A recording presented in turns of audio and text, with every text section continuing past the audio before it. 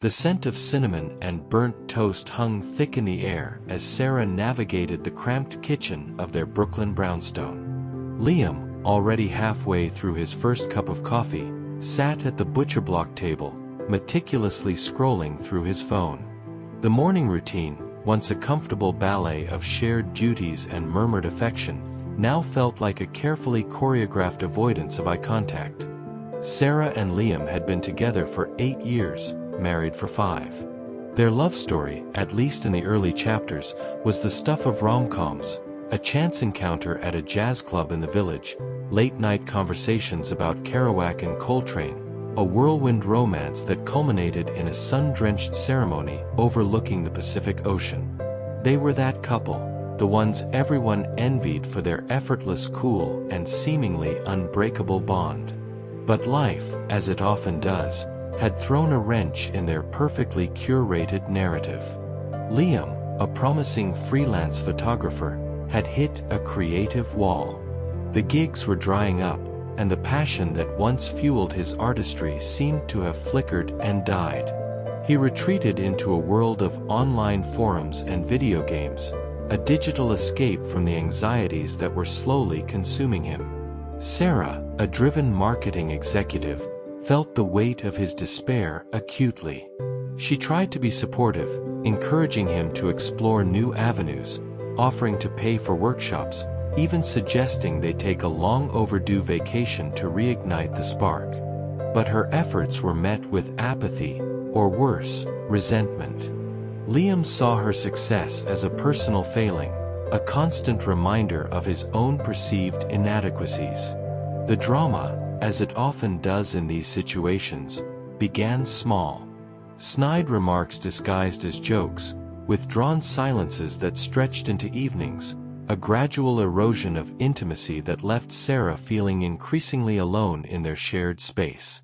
Anything exciting happening in the world of likes and retweets?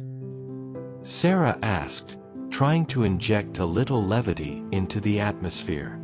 Liam didn't look up. Just catching up. Gotta stay relevant, you know. The edge in his voice stung. You're more than just your Instagram feed, Liam. Says the queen of branding, he retorted, finally meeting her gaze. The ice in his eyes sent a shiver down her spine. You wouldn't understand. You're always on, always projecting the perfect image. And what's wrong with that? Sarah shot back, her own frustration bubbling to the surface. Someone has to pay the bills around here, and last I checked, taking selfies of your breakfast isn't exactly a lucrative career. The silence that followed was deafening. Sarah regretted the words as soon as they left her mouth. But the damage was done. Liam pushed back his chair and stood up, his face a mask of hurt and anger. Maybe you're right, he said quietly, his voice laced with sarcasm. Maybe I'm just not good enough for you. He grabbed his keys and walked out the door, slamming it behind him. Sarah stood frozen in the kitchen, the smell of burnt toast suddenly nauseating. She wanted to run after him, to apologize, to rewind the conversation and start over. But a part of her, the part that had been carrying the weight of their faltering relationship for months, felt a strange sense of resignation. The day stretched on, a slow, agonizing march of unanswered texts and ignored phone calls. Sarah tried to focus on work, but her mind kept drifting back to Liam, to the vacant look in his eyes, to the painful truth that had been simmering beneath the surface for so long. By evening, the apartment felt eerily empty. Sarah ordered takeout, a solitary meal eaten in front of the television, the flickering images offering a temporary distraction from the ache in her heart.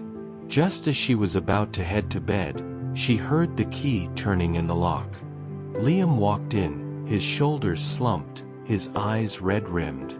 He smelled faintly of beer and desperation. "Where were you?"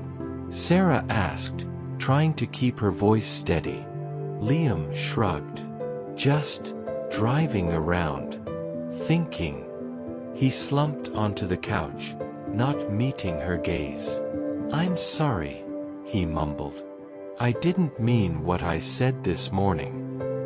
Sarah sat down beside him, a cautious distance between them. I know, she said softly. I didn't mean what I said either. Another silence stretched out, heavy with unspoken words. Finally, Sarah broke it. Liam, she began, her voice trembling slightly. I love you, but I can't keep doing this. I can't keep carrying us both. You need to get help.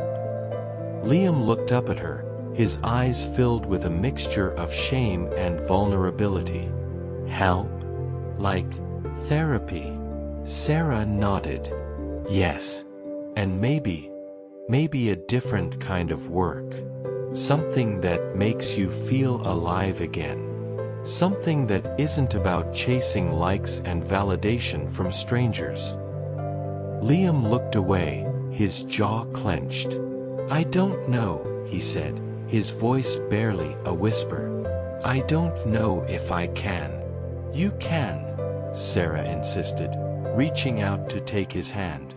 I know you can. You're strong, Liam. You're talented. You just need to find your way back to yourself. He squeezed her hand tightly, a flicker of hope igniting in his eyes. Will you go with me? Sarah squeezed back, her heart aching with a mixture of relief and trepidation. I'll be there every step of the way, she promised. But you have to do the work, Liam.